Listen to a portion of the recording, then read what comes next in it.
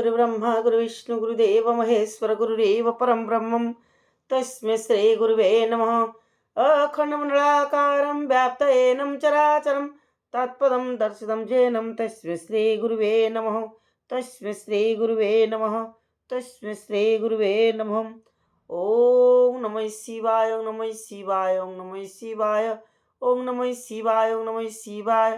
शिवपुराण बा शैवपुराण द्वितीय खंड माया तपस्वी बेशरे शिवंकर पार्वती तपस्थान प्रवेशी प्रथम भाग। कहती धाता नंदन शुणरु शिवर पार्वती घर तप देखिण शंकर अथय होइण कैलासे रही न पारिले माया तपी बेशे आसी सेठारे मिलिले देखिले पार्वती घोर तप आचरण शिवंकर पाद तले रखिछंती मन एकाग्र चित्तरे देवी पढ़ी पद्मासन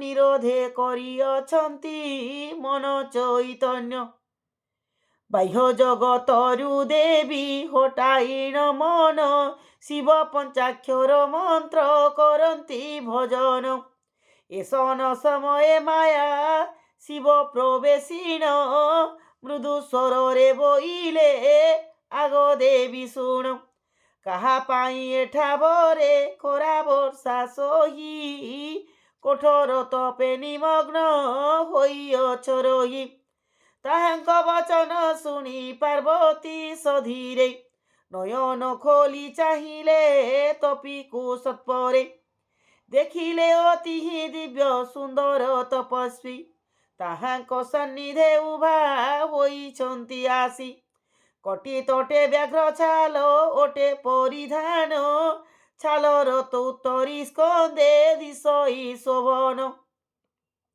आकोपले तिलक होई अछंती मंडन शिरे दीर्घ जटा जुट राजे जनमन कुशपांजी गड़ु तांक हस्ते विराजई ताच्छल्यमान अंगरे ब्रह्म तेज मोहि या देखी हैमवती जनी बेनिकर आसाष्टांगे प्रणाम हेले तपिंक पयोर आ उठी बेनिकर जोनी होइण असीन अतिथि भावे करिले तांकु सम्मान यहा देखी तपीवर संतोष होइण आ देवींक मुखरु चाही बोइले कपूण आ मधुर गंभीरे भावे दर दर हसी आ जटिल तपस्वी तांकु कहिले आश्वासी कर्म करिबाकु तुम्बे काष्ठकु सजल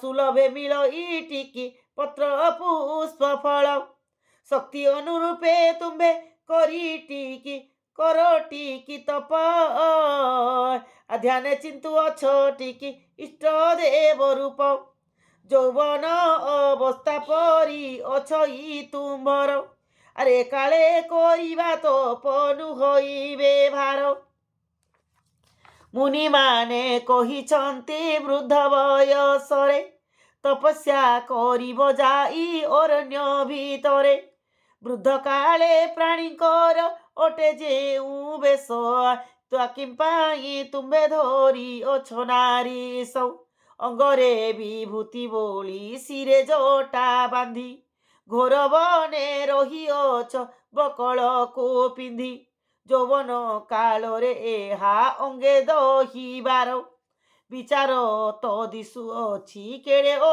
सुंदर आकि कारणे एड़े तप करुअछ तुम्भे कि बांछा करिछ ताहा जानु नाहु आम्भे तुमको अलभ्य सबा हेला केउ कथा आकिम पाई करुछ तप सहिएड़े व्यथा कूल ओबा बांछा थिबो से कथा तो नुहे जनमीछ जेणु तुम्भे हिमालय गृहे ब्रह्मांक प्रथम वंश तुम्भ जन्म जही एथु बड़ होई कूल अछि आउ काहीं ତେଣୁ କୂଳ ବାଞ୍ଛା ତୁମ୍ଭେ କରିନାହ ଚିତ୍ତେ।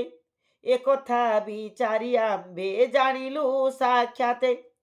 ସୁନ୍ଦରୀ ହେବାକୁ ଅବା ମନରେ ବିଚାରି ତପ କରୁଥିବ ଏଡ଼େ ଦୁଃଖ ସହ୍ୟ କରି। ବିଚାରିଲେ ଏକଥା ତ ସମ୍ଭବ ନୁହଇ। କେବଳ ସୌନ୍ଦର୍ଯ୍ୟ ଅବା ତବ ଅଙ୍ଗେ ନାହିଁ। ସୁନ୍ଦରୀଙ୍କ ଅଗ୍ରଗଣ୍ୟ ତୁମ୍ଭେ ନାରୀ ଇସ। ମନ କଲେ ମୋହିପାର ଲୋକ ଚତୁର୍ଦଶ। ସ୍ୱର୍ଗ ଯେତେ ବାଞ୍ଛିଥିବ ତା ବୃଥା ଅଟଇ। ତୁମ ପିତାଙ୍କର ଶୃଙ୍ଗେ ସ୍ୱର୍ଗ ଅଛି ହୋଇ। ଏଣୁ ବିଚାରିଲେ ନାହିଁ ସ୍ୱର୍ଗ ଯିବା ଇଚ୍ଛା। ତପ କରୁଅଛ ଯେବେ ତପ କରୁଅଛ ନାୟକ ନିମନ୍ତେ। ଏକଥା ପରତେ ଆମ୍ଭେ ଯିବୁ କେଉଁ ମତେ। ତୁମକୁ ଲଭିବା ପାଇଁ ଜାହ୍ନବୀ ଜଳରେ। ଝାସ ଦେଲେ ଲଭ୍ୟ ତୁମେ ହେବ ସେ ଫଳରେ। ରତ୍ନକୁ ଖୋଜନ୍ତି ସିନା ସଂସାରେ ସମସ୍ତେ। ରତ୍ନ କି ବୋଲଇ ଆସି ଘେନି ଯାଅ ମତେ। ଘେନି ଯାଅ ମତେ। ତୁମ୍ଭେ ଅଟ ସବୁ ନାରୀ ମାନଙ୍କର ରତ୍ନ। କିମ୍ପାଇଁ କରିବ ଦାନ୍ତ କାନ୍ତ ପାଇବାକୁ ଯତ୍ନ। ଘେନି ମୁଁ ବିଚାରୁଛି ନାହିଁ ପରିତଚ୍ଛା। ନାହିଁ ପତି ଇଚ୍ଛା। ଆଉ କେଉଁ କଥା ଅବା କରିଅଛ ବାଞ୍ଛା। ଗୁପତ ନ କରି ତାହା ମୋ ଆଗରେ କହ। ଶୁଣିଲେ ମନରୁ ମୋର ତୁଟିବ ସନ୍ଦେହ। କିଓ ବା କୌତୁକ ତପେ କରୁଛ ସୁଶ୍ରେଣୀ। କହ କହ କିନା ଗିରି ରାଜାର ଦୁଲଣୀ। ଜଟିଳ ତପସ୍ୟା ଯହୁଁ ପଚାରିଲେ ଏହା। ଜୟାକୁ ଚାହିଁନ ନେତ୍ର ଠାରିଲେ ସୁଦେହା। ପାର୍ବତୀଙ୍କ ଠାରିବାରେ ଜୟା ଜାଣିପାରି। ଉଠିନ ବୋଇଲା ଧୀରେ ଶୁଣ ବ୍ରହ୍ମଚାରୀ। ହିମବନ୍ତ ରାଜାର ଏ ଅଟନ୍ତି ନନ୍ଦିନୀ। ପରପୁରୁଷକୁ ଏ ଯେ ନ କହନ୍ତି ହିମବନ୍ତ ରାଜାର ଏ ଅଟନ୍ତି ନନ୍ଦିନୀ। ବିକଚ କମଳ ସୁମୁଖ ସୁଚାରୁ ନୟନୀ। ପରପୁରୁଷକୁ ଏ ଯେ ନ କହନ୍ତି କଥା। ଧର୍ମପରାୟଣ ତପସ୍ୱିନୀ ପତିବ୍ରତା। ଆମ୍ଭେ ଦୁହେଁ ହାଙ୍କର ପ୍ରିୟ ସଖା ଅଟୁ। ବିଶୁଦ୍ଧ ମନରେ ନୀତି ସେବା କାର୍ଯ୍ୟ ଖଟୁ। ଯେ ବଣ କଥାକୁ ଏଥୁ କରୁଛନ୍ତି ମନ। ମୁଁ ତାହା କହୁଛି ଏବେ ଶୁଣ ତୋପଧନ। ଯହିଁ ପାଇଁ ଦେବୀ କରୁଛନ୍ତି ତୋପ ଘୋର। ସେ ଅଟେ ଉତ୍ତମ କଥା ଜାଣ ଯୋଗୀ ବର। ଯେ ବଣ କାଳରେ ଶିବ ଅନଳ ନେତ୍ରରେ। କନ୍ଦର୍ପକୁ ଭସ୍ମୀଭୂତ କଲେ କିଞ୍ଚିତରେ। ସେ କାଳକୁ ଆମ୍ଭେ ତିନି ତାଙ୍କ ପାଶେ ଥିଲୁ। ଅଦୃଶ୍ୟ ହୋଇଲେ ପ୍ରଭୁ ଆଉ ନ ଦେଖିଲୁ। ସେଦିନାବଧିର ଏ ଯେ ହିମବନ୍ତ ସୁତା। ତାଙ୍କ ଦିବ୍ୟ ରୂପ ମନେ କରୁଛନ୍ତି ଚିନ୍ତା। ପତିପଣେ ଲାଭ କରିବାକୁ ଶୂଳ ପାଣି। ତପେ ମଗ୍ନ ହୋଇଛନ୍ତି ପର୍ବତ ଦୁଲଣୀ। ଜୟା ନାମ୍ନୀ ସଖୀ ଯହୁଁ କହିଲା ଏ ମନ୍ତ। ମୁଖ ଟେକି ଟହ ଟହ ହସି ତୋପବନ୍ତ। ବୋଇଲେ ଗୋ ସାଧୁ ସାଧୁ ତୁମ୍ଭ ମନ ବାଞ୍ଛା। ଆଚ୍ଛା ବରଟିଏ ଖୋଜି ବରିଅଛ ଇଚ୍ଛା। ସବୁଠାରୁ ଅତି ସୁନ୍ଦର ଶୂଳ ପାଣି। ତାହାଙ୍କୁ ବରିବ କେଉଁ ରୂପେ ଜାଣି ଶୁଣି। ବିଷ୍ଣୁ ଆଦି ଇନ୍ଦ୍ର ବିଷ୍ଣୁ ଆଦି ଦେବ ଗଣଛନ୍ତି ଯେତେ। ତହିଁରୁ ଗୋଟିଏ ବରିଥାନ୍ତୁ ଶୁଦ୍ଧ ଚିତ୍ତେ। ତାହାଙ୍କର ଦିବ୍ୟପୁର ଧନ ବସ୍ତ୍ର ଅଛି। ନିଶ୍ଚିନ୍ତେ ଭୁଜନ୍ତି ତାହା ମନ ସୁଖେ ବାଛି। ଶିବଙ୍କର ଅବା ଦେଖିଲ ଯେ କେଉଁ ଗୁଣ।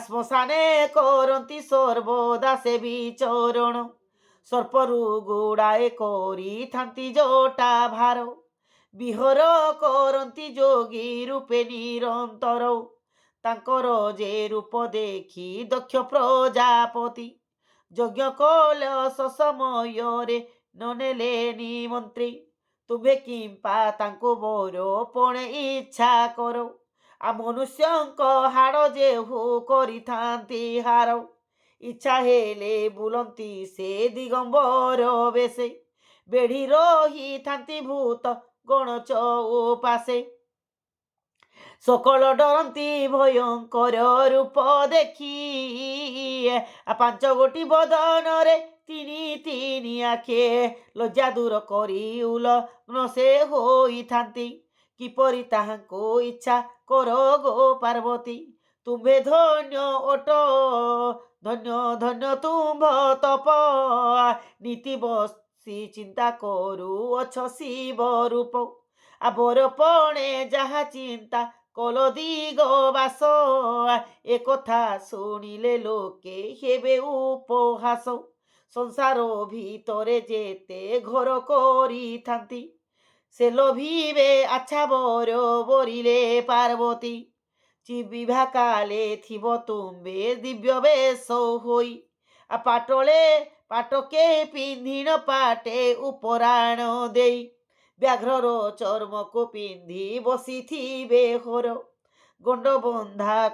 ଗଣ୍ଡବନ୍ଧା କାଳେ ଦିଶିବ କି ସେ ସୁନ୍ଦର ତା ଦେଖି ସକଳ କଲେ ଅଟ୍ଟହାସ କରି ବୋଲିବେ ପାଳି ପାଇବେ ବୋଲିବେ ପାଇଲେ ଇଚ୍ଛା ବର ତପ କରିଏ ତୁମ୍ଭ ପାଦ ଯୁଗଳରେ ଥିବ ଯେ ଅଳତା তা দেখন্তে মোহি হেউথিবে ব্রহ্মবেতা আরক্ত কমল পরি তুম্ভ শ্রীচরণ নখ শোভা দেখি তুম্ভ তুচ্ছ হেব মণিগণ শিবଙ୍କ পাদরে পচা মাଂସ থিব লাগি তা সহিতে চিতা ভস্ম ହୋଇଥିବ সঙ্গী ତାହାଙ୍କ ସହିତେ ତୁମ୍ଭେ ବସିବା କାଳରେ କି ସୁନ୍ଦର ଦିଶିବ ତା ବିଚାର ମନରେ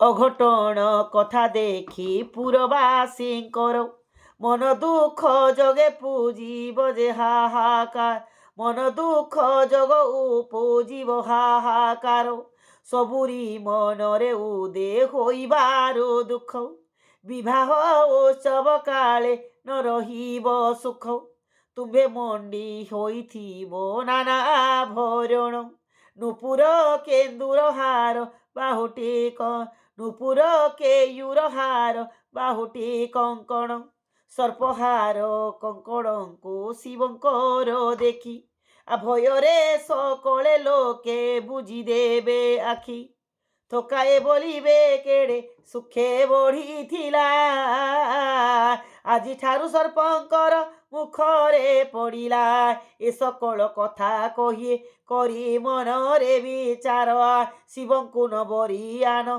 ବର ଖୋଜିବର ଅତ୍ୟନ୍ତ ସୁନ୍ଦର ଅଟନ୍ତି ହେ ନାରାୟଣ ତୁମଙ୍କୁ ସେ ବର ପଣେ ହୋଇବେ ସମାନ ନହିଲେ ଇନ୍ଦ୍ରଙ୍କ ହେ ଘେନ ସ୍ୱାମୀ ପଣେ ବରି ନିଶ୍ଚିନ୍ତେ ଭୁଞ୍ଜିବେ ତାଙ୍କ ତୁଲେ ସ୍ୱର୍ଗ ସିରି କହନ୍ତି ଯେ ମହାମୁନି ବ୍ରହ୍ମାଙ୍କ ନୟନ ଜଟିଳ ମୁଖରୁ ଦେବୀ ଶୁଣ ଏ ବଚନ ବ୍ରହ୍ମଚାରୀ ଦୀକ୍ଷା ଘେନି ମୌନେ ଥିଲେ ବସି ନିୟମିତ ହୋଇ ଶିବେ ମାନସେ ନିବେଶୀ ତାହା ଛାଡ଼ି ଦେଲେ ଜଟିଳର ବାଣୀ ଶୁଣି କ୍ରୋଧକୁ ଭିତରେ ରଖି କହିଲେ ସେ ପୁଣି ଅନ୍ୟଥା ନୁହନ୍ତି ମୁନି ତୁମ୍ଭର ବଚନ ଶିବଙ୍କୁ ମନରେ ବାଞ୍ଛା କରେ ଯେଉଁ ଜନ